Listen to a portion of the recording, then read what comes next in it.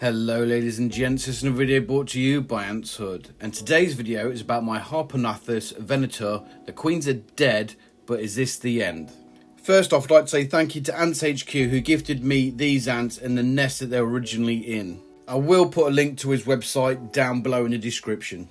For those of you that didn't watch my first video on my venator, I will put a link in the top right corner now so you can check that out, but I will do a quick recap.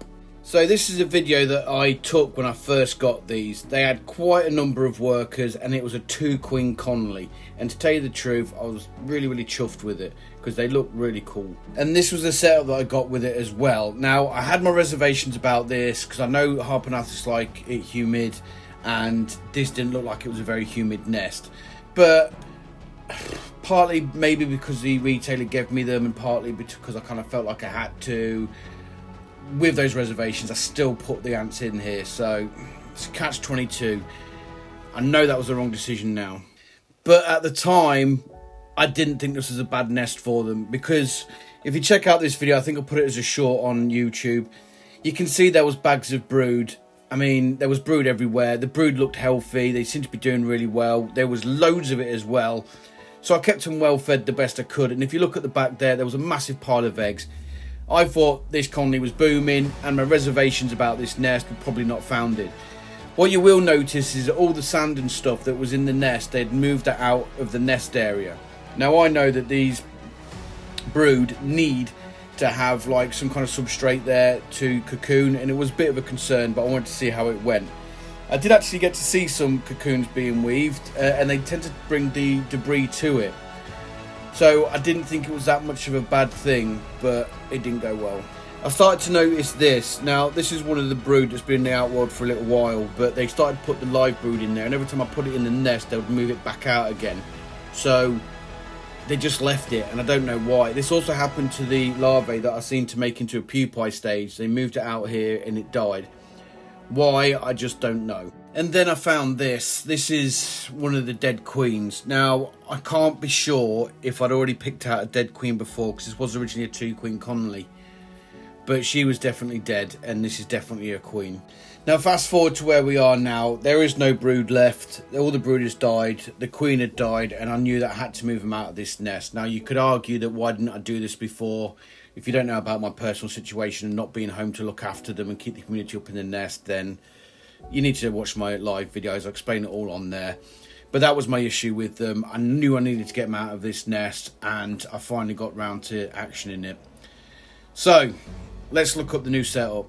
So a couple of weeks ago, I connected an EA wide tongue nest. Now this nest was specially made for my as a solution to my honeypot ants, but I never used it because I took some other advice from America that said put them in a test tube, they'll be fine. Well, they're not fine. But what I decided to do is, because I knew that they'd be in wide tongue, it would hold the humidity. I put some soil in there for them to maintain that humidity so they can move it around, and also give the young something to weave into if they needed to. And I connected the outworld. Now I used to put cockroaches in that outworld for them to hunt. They'd go in there, hunt them, and they'll block up the hole, funny enough. But after a couple of weeks they refused to move, so I had to take drastic measures and manually move them. Now this nest is only secured by magnets. Pretty much the outworld's secured by magnets, the front is secured by magnets, so it's quite easy to take apart if I chose to. What can I say about this nest? I think that if I get my honey pots again, which I probably will do because I don't think the queen's going to pull through, I am definitely going to use this for my honey pots. I think it will be ideal for them and a much cheaper alternative than getting a Tar Heel import. But for venators, I just don't think it maintains the humidity high enough for them, because venators are used to areas where they're prone to flooding. That's why they have a habit of blocking up the entrance to the nest, and that's why they like the high humidity as well. I did suspect this when I first got it, but it wouldn't hold them humidity for them, and I think that's why all the brood end up dying, or why they end up abandoning them. So I have to move them, and this is not my approved method of moving ants. I never usually do this. I always try to make it as stress-free as possible, but these guys weren't moving for love nor money, so I had no choice. I had to move them. So this was the method that I used. Now, if you noticed, I've not got the ant-friendly tweezers. I'm using these, which could have potential to squish them. So I'm not sure if you see it in this video, but you'll definitely see it in the next one. what I end up doing is waiting for them to attack it, and then when they clamp on, I move them into the outworld. You can just see the outworld to the left hand side there. I believe I've disconnected at this point, it just looks like it's connected through that tubing. And one of my objectives to this was to see, once they're in the new nest, I'll be able to get a better view of them, and I'll be able to see if there is actually a queen there. Because I did notice one of the workers, I think you just see it in this video there if you got a glimpse of it, or you will shortly anyway, there is an egg there. So I was kind of hopeful at this time that there was a queen still cutting around, and I just couldn't see her because she was mixed amongst all the other workers. But I'll talk more about that in a bit, to be honest. And in fact, if you just look at this worker here, just in the centre of the screen, she is actually holding the egg, the only egg that's left. Like I said, I must stress, not one of the... Is she going to sting that in there? No, she's not stinging the egg, obviously. Not one of the brood or pupae that did develop ever matured into adulthood. So this is the original one. Now these workers, Harpegnathos workers, live for about a year. So I've had this colony for 6 months. How old they were before then, I don't know. I have lost some. So I'm kind of hoping that these have still got quite a bit of life left in them. But it's so disappointing. I really think I've let this colony down, and equally I've let you guys down, one could say. I don't know. You see, that's what I mean when you seen that just then, that the worker clamped onto the tweezers and I was able to lift them up and move them out. I do this to all of them in the end, but this video is 7 minutes long. I'm not going to sit there and make you watch it all, just me playing with tweezers. But what is really interesting about these guys is, and you'll see it with a video that I show a bit later as well, that their eyesight is absolutely brilliant. They are primitive jumping ants. I've got a video of it later on and I'll show you that too. And they do have really good eyesight. They are keen hunters. They like to hunt live prey. And you can see that with how they're watching the tweezers, and they're watching me. They're watching the tweezers, what I'm doing with the tweezers. And unlike a lot of ants, you can actually see the head movement as they focus in on it with those massive eyes of theirs. Really interesting behaviour. And I really do love these ants, to be fair. I think they're brilliant. So this is with all the workers in the outworld. None of them had really ventured into the nest yet, but I'll show some more videos about that in a bit. Now, what I'm looking for here is to see if I can see any wing scars, the thorax being slightly larger, to indicate that I've got a queen. And I look through all of them. Admittedly, they are on the roof for this acrylic. It's not supposed to be able to climb smooth surfaces. Clearly they can, because I just did it here. But yeah, I'm looking for a queen, and I don't have much luck, to be honest. So this clip itself is 15 minutes long. So basically, I might speed it up actually.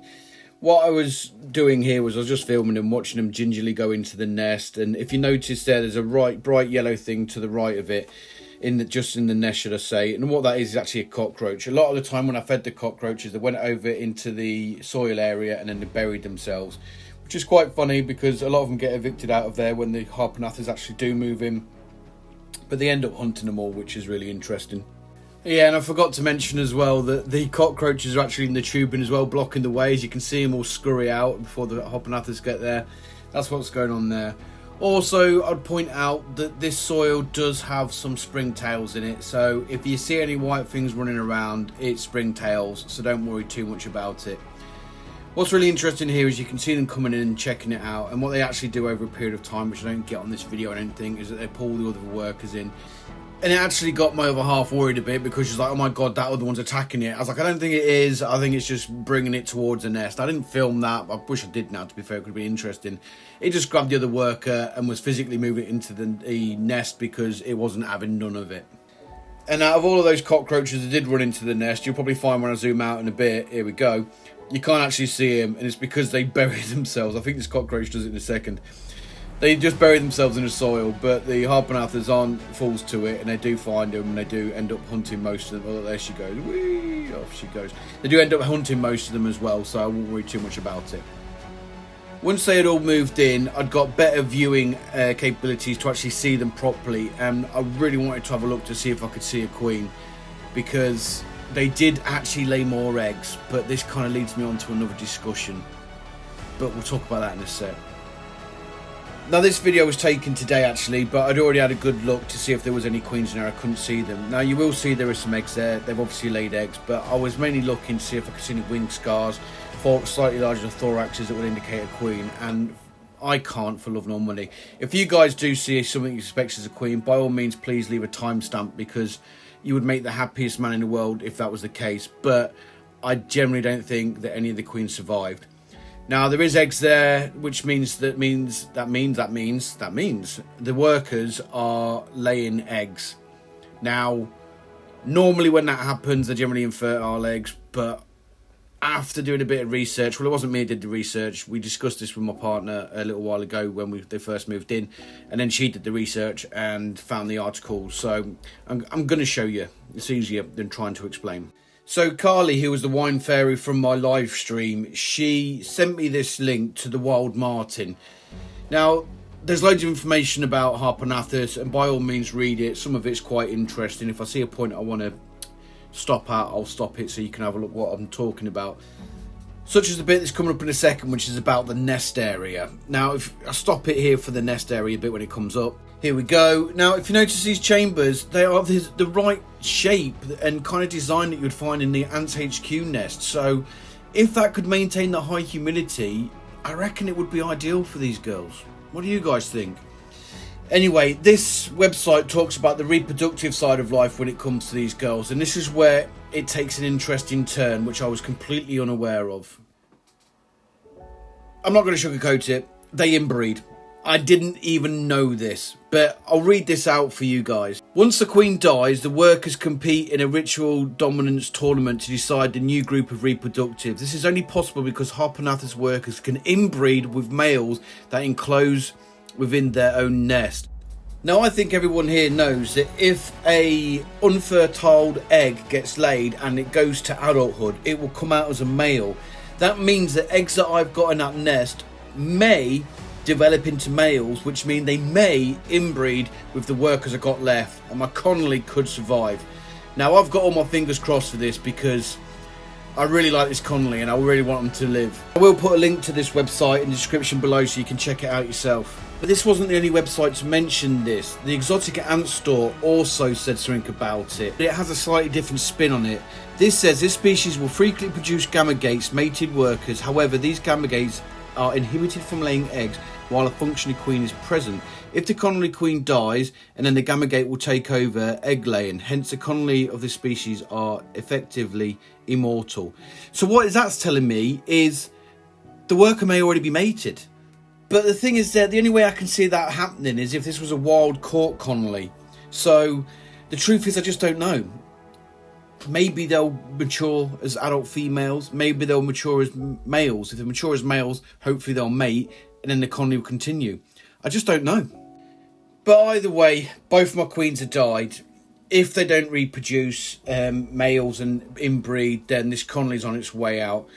But you guys, please tell me what you guys think. Put a comment down below. Do you think they're going to survive? Do you think they're going to produce males to be able to inbreed? Do you think the queen even might, the gamergate queen might even be fertile and been already mated? But then for that, they have to be wild caught. Was this Connolly wild caught? I honestly don't know. So the mystery continues. Well, that's it for today then, guys. I do hope you enjoyed this video. I really love my Harpegnathos. They're one of the few ants that I did spend a lot of time watching when I did go home for those brief times where everything was going on with me. I'm gutted that the queens have died. I don't want it to be the end of the Connolly, but we'll just have to wait and see what happens. I'd like to say a big thank you for watching this video and supporting my channel, as well as all the members of Patreon that I've got and all of the YouTube membership that I've got. I will be talking to you guys in the near future because I want to discuss some bits with you. But for everybody else, please hit the like and subscribe, and I look forward to seeing my next video. Bye-bye for now.